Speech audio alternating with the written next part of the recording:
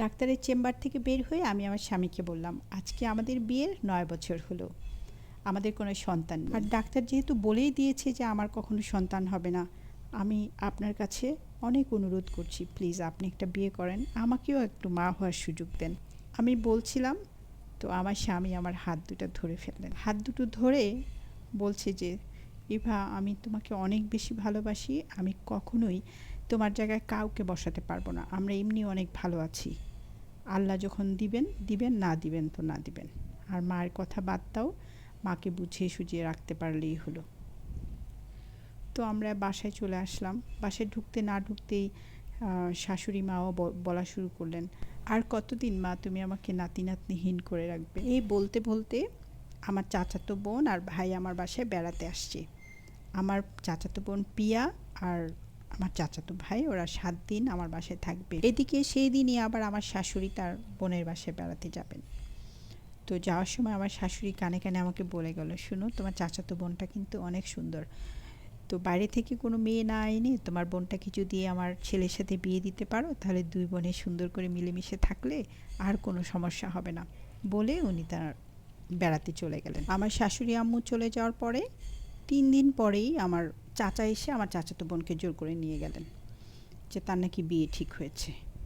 তো বাসায় যাওয়ার পরে পিয়া আমাকে ফোন দিয়েও বলেছে যে এক মাতাল ছেলের সাথে আমার বিয়ে ঠিক করছে, আমি এটা একদম পছন্দ করি না বললো। তো আমিও বললাম যে তাহলে আমার বাসায় চলে আয়। তো পিয়া আমার বাসায় চলে আসলো। এর মধ্যে আমার শাশুড়িরও বেড়ানো শেষ। আমার শাশুড়ি একদিন আমাকে বললেন যে এখন চলো, আমার ছেলেটা অফিস থেকে আসছে, আমরা দুজন দুই পাশ থেকে ধরবো, যে তোমার চাচাতো বোনের সাথে আমরা বিয়ে দিব, একটা ফন্দি ফিকির করতে হবে। তো আমরাও ঠিক মতো আমার বেডরুমে গেলাম। আমার শাশুড়ি আমার স্বামীর এক হাত ধরলো আর আমি আমার স্বামীর এক হাত ধরলাম। বললাম যে দেখো, আমি তো মা হতে পারছি না, তো মারও অনেক পছন্দ, আমারও অনেক পছন্দ, পিয়া আর আমি মিলেমিশে থাকবো, তোমার রাজি হতেই হবে। পিয়াকে আমি আমার বাড়িতেই রেখে দিব তোমার বউ করে, তাতে আমাদের সব দিকই ঠিক থাকবে। তো আমার স্বামী প্রথমে এই কথা শুনে উত্তেজিত হয়ে পড়লেন, এটা কখনোই হতে পারে না, আমি তোমার জায়গায় কখনোই অন্য কাউকে বসাতে পারবো না, ইত্যাদি ইত্যাদি। তারপরে যখন শান্ত হলো তখন একটু রাজি হলো। তো আমরাও সব অ্যারেঞ্জ করে বিয়ের ব্যবস্থা করে ফেললাম। এইদিকে যখন ২ মাস হয়ে গেল বিয়ের, তখন একদিন বমি করছিল পিয়া। তা আমার শাশুড়ি মা ডেকে ডেকে অস্থির যে, শোনো শোনো, ও কিন্তু মা হতে চলেছে, তুমি তাড়াতাড়ি আসো, ওকে একটু খাবার দাও, ওকে নিয়ে ঘরে বসাও। তো আমিও দৌড়ে আসলাম।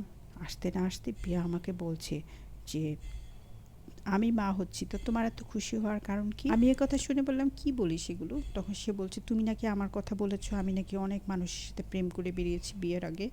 তখন আমি বললাম, কে বলেছে তোকে এসব কথা? আমি তো কখনো কাউকে বলিনি। বলছে বাড়িওয়ালা আঙ্কেল বলেছে। ও তাই, আমি আগেই বুঝেছিলাম যে এটা একটা ওনার কারসাজি হতে পারে।